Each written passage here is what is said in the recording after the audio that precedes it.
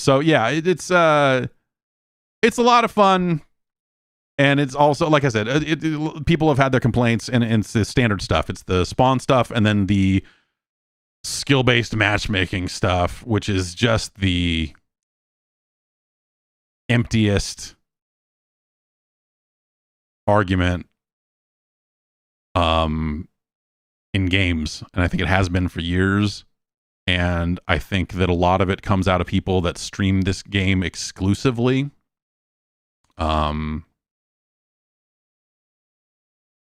Watching a guy saying like, I'm not going to stream this game because every match is so sweaty. The term sweaty is so fucking dumb when we're talking about this shit. But like, they're like, oh, I don't want to have to play against people that are at the same skill level as me.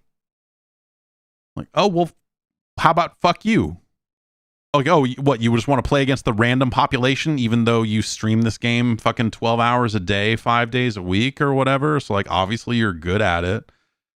Like, what? You need to be able to make your highlight videos for TikTok? Like, oh, my social stuff won't be as good if I don't go 18-0. Go fuck yourself. This game sells millions of copies to people who aren't like you.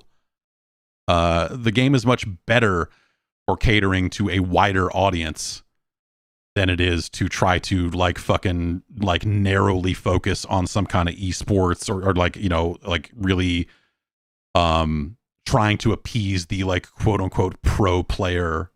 Like, that's not why anyone's here. No, like, that doesn't make the game better for the majority of players. Like, oh, I need to be able to, I want to be able to have a relaxing time playing against people that are way worse than me. Fuck off. Go fuck yourself. Go fucking play something else. Fucking go back to Fortnite. I don't know. Go fuck off.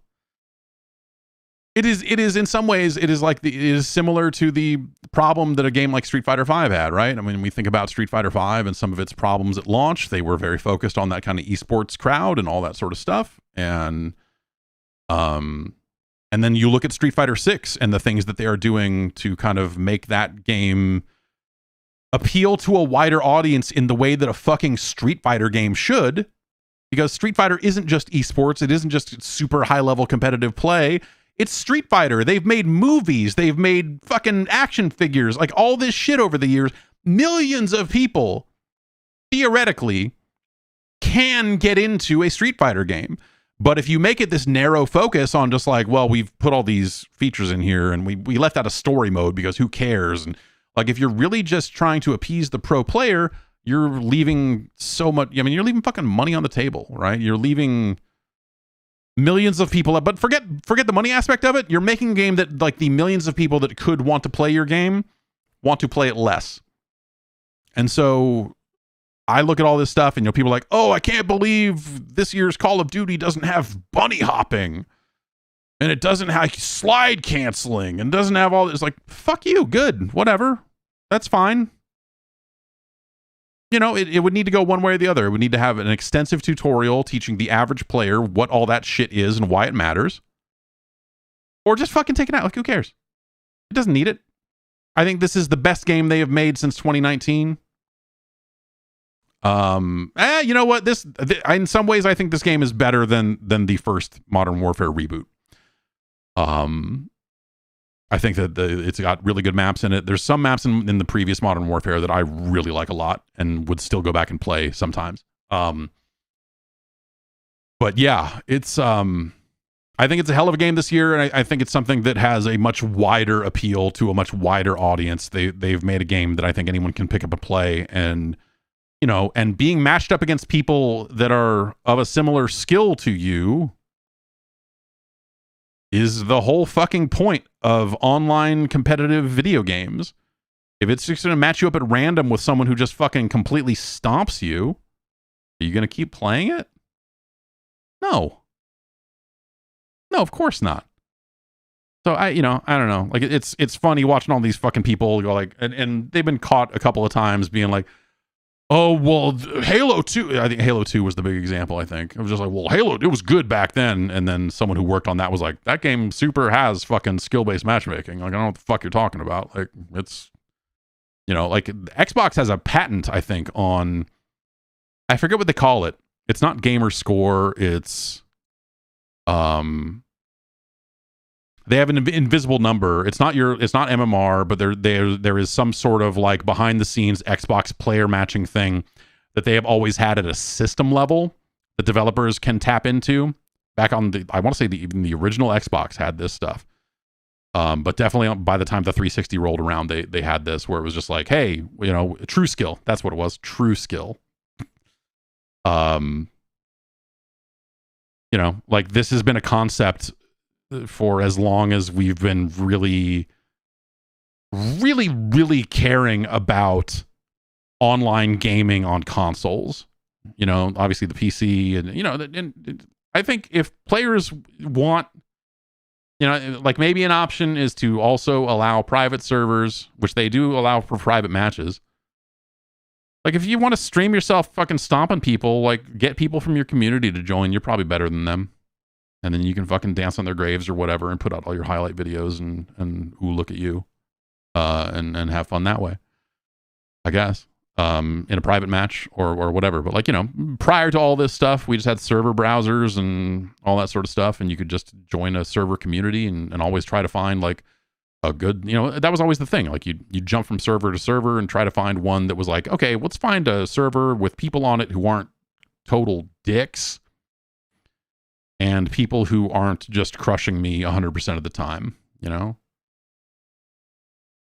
A game, when games are good, it feels good when you lose, you know? And a good feeling loss is a loss where you can still take away something from it, whether it was like, oh, well, I did this one thing really well, or in a fighting game, like, oh, well, I took a couple of rounds off of this guy, so I didn't just get stomped and all that sort of stuff. So, you know, in the end, the best games are games that can make you feel fine in a loss. And the scenario that these people are painting when they say they don't want skill-based matchmaking, what they want is a playground. Like, fucking, they should just put in bots for those people. I don't know. They can go make wicked TikTok highlight videos about, like, I killed 23 bots or whatever the fuck it is with a throwing knife, or, you know. Like, that's just ridiculous to me. Does the game, it's a good question. Jack Move asks, does Call of Duty on PC still have input-based matchmaking? It seems like it does, but so this is what Call of Duty's done for the past few years, is I think they bias in favor of input-based matchmaking, but if they can't fill a match, they can't fill a match. And so they'll, you know, like I played a game this morning because my son doesn't go back to sleep. He wakes up at about 4 in the morning, and lately he's just like, yeah, well, I'm up now, so you're up now. I'm like, okay. So I got up and said, fuck it, I'll get some work done. And what's going on with Call of Duty? So I tried finding a Call of Duty match at 5:30 in the morning Pacific time, and it couldn't find the low ping match. That kept going up. And then when I did finally get into a match, 3 of the people were using a mouse. So I think what it ends up doing is, you know, playing. So I normally play with a controller on PC. And so it is looking for people using a controller first and foremost. But it's not going to wait around forever if it can't find that. So it will eventually throw people with a mouse in there as well. There's been some people complaining about, you know, different platforms having the inability to turn off crossplay, which I'm also not. I don't know. Like, I think if the input-based matchmaking is done well enough, and I think generally speaking, they do it well enough. Like I said, you do occasionally end up in a match with some mouse players, and that's not ideal. So I guess statistically, they had said that actually, you know, in a lot of cases, the controller player comes out ahead because of all the, you know, little fine aim kind of adjustments that they're doing on the back end, and kind of automatically adjusting you here and there, and snap targeting and all the stuff that, you know, controller players get in a lot of these shooters. That it's not as cut and dry as mouse beats controller as it used to be. It ain't Quake 3 on the Dreamcast, for example. So even that's not as much of a thing. I don't know. Like, I think crossplay is great, and I think that it's one of those things, like when people complain about, I can't believe they won't let me turn off crossplay. I guess, like, come on. Leave it on. It's fine. This isn't actually a problem. Like, if we presume that they are on top of their anti-cheat, if we presume that they are doing the things to keep the PC environment as sacrosanct or whatever as it needs to be, then this isn't an issue. I don't know why you would want to go out of your way to turn it off. It's like a really weird, desire that some players have. Like, they think they need to do this sort of stuff. Obviously, if people are cheating on PC and they are not doing a good job of keeping their anti-cheat up, you know, that's a sort of a different scenario. But I don't know that we're in that situation here just yet. We'll see. I don't know. Warzone's coming out in a couple weeks, and that'll obviously be a, you know, if there's going to be a disaster around that game, it'll probably be around then.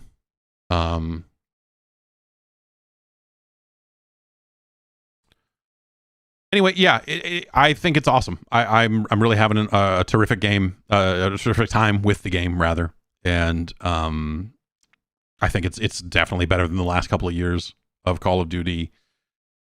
And yeah, I'd have to go back and look at Modern Warfare a little bit more to kind of make that call for real. But I think I like this game more than the 2019 game. That game obviously set the stage for this one in so many different ways, but yeah, I think they've done an awesome job with this one, and I'm having a really, really great time with it.